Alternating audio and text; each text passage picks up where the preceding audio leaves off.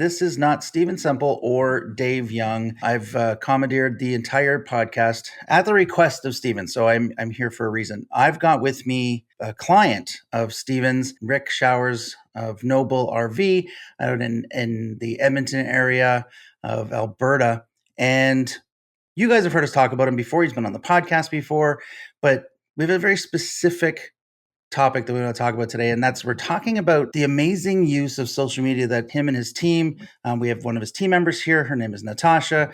Natacha, what's your role with Noble? Technically, by title, I'm HR. That'll be part of what we talk about. Great. And then what are some of the other things that you're doing there? I'm doing anything I can to support Rick, I guess, and just build the business and making sure all our pieces are aligning together and that we're really approaching things from a whole business level, not just bits and pieces at a time. Okay, fantastic. And Rick, that's a very politically correct answer. What is Natacha to you? What does she do for you? She does pretty much all the stuff I don't want to do. There we go. That's the answer. That's the answer we wanted. She sees to it that it gets done. Let me put it that way. Exactly. Well, no, and her job is to support you and all the things that we're honestly, truly, I mean, business owners, especially entrepreneurs, we get caught up in doing everything at the beginning. And then we realize I'm really not good at this list of 20 things. So I'm going to get somebody else who's much better at it than me. I'm going to concentrate on what I'm good at. And that's your Natacha. We really want to talk about today is how you guys are using social media and its effect, that kind of the bonus effect it's had on your recruiting and the onboarding of new staff members. Rick, talk to me a little bit about your perception of this and how it's affected you guys there at Noble. The perception of the social component? You got it. Well, as a user, I always thought it was a bit of a pain in the ass, frankly, because there's one more social channel coming after another. As a business owner, I was always skeptical and never really liked the fact that competitors, for example, or other business categories were actually using it to try and flog product, which to me always seemed a little bit counterintuitive because it's not really a social thing. They're looking at it as an advertising channel. So we approach it a little bit differently and wanted to stand out by just being different. You're highlighting your people on social media. You guys are spending time talking about the vulnerabilities of some of your units because you guys are in used RVs and you're pointing out the negatives and saying, hey guys, well, we take care of this for you. And you're very upfront. I remember one post where you were trying to do a video when a bird was squawking, in the tree next to you. And you're like, come on, man, we're doing a video. It was so funny. But yeah, I mean, social media really is meant to be social, right? So it's what are the social things that a company does? What are the things for engagement and how do we treat our employees and how do our employees react with us, right? Everybody should go and check out your social media and follow you guys because, and emulate and copy. Guys, steal from Noble because they're brilliant at what they do. They can try, but it's not going to work. Right. They can't do what you do. They have to try and find a way to do it for their best purpose. But then you guys put out a new radio campaign with a recruiting message, correct? Yes, we started that about 6 months ago. I mean, it's fair to say you guys have a very short season. So you got this long down period where it's, what are we doing when we don't have used RVs coming in and are refurbished and ready to go and top of line RVs going out the other door? You've got this winter downtime. And you ran a campaign to bring on some new people to help you guys out. What was the experience like when people were coming in and reaching out saying that they'd like to apply? The thing that I've noticed, whether people have looked at our social media in the past or anything like that, what those two things did in combination are people are talking about it now in the interview process. They're expecting us to be certain people.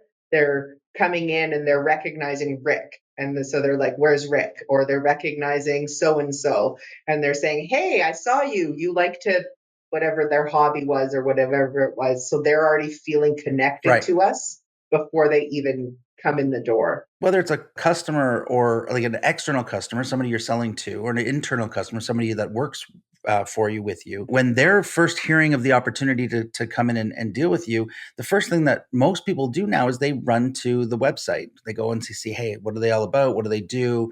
How would I fit in? And then the next place they go to get that kind of second level of proof is they run to social media. What do they act like? How do they behave? What's their social construct look like? And so that's what you're noticing is that people are coming in saying, wow, wait a second, the ad is funny or entertaining or it's interesting. It sounds good. I don't know. Let me go see what they look like on the website. By the time they get into interview mode with you, they're like, oh my gosh, I saw this, this team member loves to do these things. And, I love doing those things. I'm just like that guy. They come in and they've pre-qualified themselves as somebody who would potentially be a good fit for you. That was a very important thing, Matt, if I may, for us, because what we found, we're in our 10th year of business now, and what we found is that our best employees are culturally aligned with who we are and what we represent. And leveraging social to do that, it wasn't necessarily deliberate. It was just something that started organically and turned into one of those things where it's like, you know what? These guys have some personality. These guys have quirks just like me, and they can see themselves fitting into the culture, because our end game is to have everybody within the company aligned culturally and working together as a team. And I think on Natacha's side, instead of her necessarily having to look through 100 resumes, which are a lot harder to get 100 resumes nowadays, finding those people that automatically align, if the skill set matches and meshes with us, perfect. We've got somebody that would be a great team member. Yes. So Natacha, does it make the onboarding process quicker for you, the decision making? Absolutely. I had someone come in the other day for an interview, and I always asked, like, what do you know about us? Beyond we sell RVs. And he mentioned TikTok specifically and said, nobody does what you guys do on TikTok. You're not even trying to sell me anything. How could I not want to work here? And I thought, ding, ding, ding, you've just erased 3/4 of the questions I have to ask you. It's fantastic to see. Stay tuned. We're going to wrap up this story and tell you how to apply this lesson to your business right after this. What? Message. What? No. What is the message? How? Media. What? Not what, but how. How is media? Which is first? Message. What you have to say is first. But I thought how was first. No, media is second. How the message is delivered is less important than what you have to say, your message. So the message is key? Yes. Oh, and you can book your free starter session on this podcast website. Back to you, Dave. Dave? Let's pick up our story where we left off, and trust me, you haven't missed a thing. I mean, the reason why we wanted to do this was I was having a conversation with Steven, I'm going to say 4 weeks ago, when the idea first came to us. And when I was asking him, I said, when you were putting together the campaign for the radio to start this new recruiting campaign, could you have said, hey, listen, your social media is going to be the thing that makes you guys more attractive than the next guy down the road? It blew me away when I was out there last fall and the amount of RV places there are. And you guys are by far the largest, right? I mean, it's crazy how big you guys are. But getting ahead of the game and being able to call the shots, and he said, you know what? I had this feeling. I can't say why. I can't say how. I just know that Rick's guys, the bravery that they put forth, the things they're willing to share, people are going to connect with them faster, better, stronger. And it seems like that's what's happened. It also nicely disqualifies people. Oh, brilliant. That's 100% the thing. Which for me, coming from HR perspective, is huge, right? Sometimes it's not the right fit. And I'd rather you just, if you're not interested in who we are and you don't like what you see, then let's not waste anybody's time. Right. That's an interesting point. We're part of the Wizard of Ads, and we have a sign at our academy down in Austin, Texas, and says we're totally not a cult. And if that doesn't block some people from wanting to be a part of our community, right? So no, but that's exactly right. If you have somebody who comes in and let's call it, there's people out there who are just stick in the muds. They're not fun people. They're a little bit boring, and they're like, oh man, I don't know, that place is a bit much. I don't know if I can go over there, because you guys are big, loud, and bold, and you want big, loud, bold employees that are gonna fit the mold, right? So that's a brilliant observation. So let me ask you a question. When you guys first started really leaning heavily into social media, you hired a content creator, correct? You have somebody on staff full-time. That's all they do is they're videoing, taping, creating the content, posting, doing all that work. Did you regret that decision? How long until you were kind of fully on board with it? Well, we started it out small, and now we've got 3 people involved within the organization doing bits and pieces of it. Some of it is writing, some of it is videoing, some of it's editing. So there's enough going on digitally for us to have and warrant having 3 people. But we didn't start it that way. We started it with 1 person.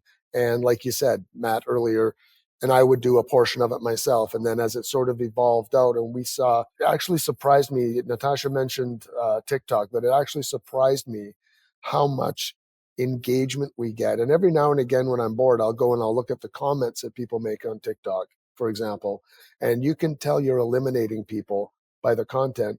And the funny thing about social is, though, they still want to comment. And, like no press is bad press as far as we're concerned when it comes to social media. The last thing we want to do is try to be everything to everybody. That has never been our objective or my objective as a business owner. We are not for everybody. We're not a perfect fit, whether they're an employee or a client. And we do things that going forward from now, supporting social media. For example, we at the Edmonton area where we are in Alberta, Canada, we just developed probably the coolest selfie station with 3-dimensional component to it that's painted, and it's absolutely stunning. It'll be open in probably a week so people can start using it. But that's just another one of those engagement things, because I've always been curious about how to persuade people or what persuades people to do the things that they do. And social media has given me an insight into what really moves people. And that sort of dovetailed with the recruitment component that Stephen had talked to me about a year ago. He talked to me about a year ago about it, and he said, let's think about this. He says, I can't explain how it'll work or why it'll work. I just think it will. Stuff like that, I usually just jump into with both feet and say, okay, let's go for it. And it's turned out really well. That's incredible. I've been a partner with Stephen for many, many years. And I'm going to be honest with you, every time he says, I just have a feeling, I've learned to not argue. So that's incredible. I appreciate all your time. If there's a takeaway, if there's something that we want everybody listening to know from your perspectives, what is it? How do we use social media? Why do we use social media? And what's the effects when you go big? I would say this. If it was a business owner, presumably, who's listening to this, or somebody that wants to, forget about what everybody else in your category is doing and find that wonderful story that put you into business in the first place. Why do you do what you do? Why do you love what you do? Why do you feel you can do it better than anybody else? And don't tell people that. Start showing them that. And that's exactly what social media allows you to do in 30-second little clips, is just build a rapport online with people that make you genuine, make your story real, and brings you the clients that are going to be a perfect fit. And a client, like we said earlier, can also be an employee, but that they're a perfect fit for your organization. So tell your story and don't be afraid of it. There's a huge part of that allows for this intimacy of the potential with you guys. You guys are giving up a lot of yourselves in the social media stream that allows them to feel closer to you before they start to become interested in getting to know you. They already do. They're there. Well, we sell used RVs. We sell imperfect RVs. So for heaven's sakes, we're imperfect people selling imperfect RVs. It just kind of makes sense. So we don't have to pretend we're something we're not. And like we said, we're not a fit for everybody. It's better not to pretend, because people will hold you accountable to it. Like, especially if we're talking social media and recruitment, they already have an idea. You've shown them who you are. So it better be true. Awesome. Because otherwise they won't be fulfilled, and it's not going to be the right fit. If you're saying this is who I am, make sure you can stand in that honestly. So their experience really is that. That's incredible. I mean, I'm been slowly but surely being championed as the trust wizard, the label that Stephen's been giving me lately. And that's how you build it. You let everybody know who you are, always the same way. Then they can trust you before they get there. And you guys have built it in spades. For anybody listening, please go to nobilrv.ca, find their social media links, go check out their Facebook page. You're going to see all the incredible paintings they've done inside their building, which Rick was alluding to a little bit ago about his selfie station that's coming out soon. So you'll be able to see it there. And again, I dare you, try and copy and paste and use the techniques that these guys have developed on how to engage on social media, what kind of content they're putting out. It will help you, because these guys have adopted it and brilliantly become the most popular thing in Edmonton. Awesome. Well, listen, I thank you both for your time. I know you gave it up freely, and we appreciate that. I look forward to the next crazy social media post that I see from you guys. Thanks so much. It was a pleasure helping you out. You guys are brilliant. We'll talk soon. Thanks. Bye now. Thanks for listening to the podcast. Please share us, subscribe on your favorite podcast app, and leave us a big, fat, juicy 5-star rating and review. And if you have any questions about this or any other podcast episode, email to questions@theempirebuilderspodcast.com.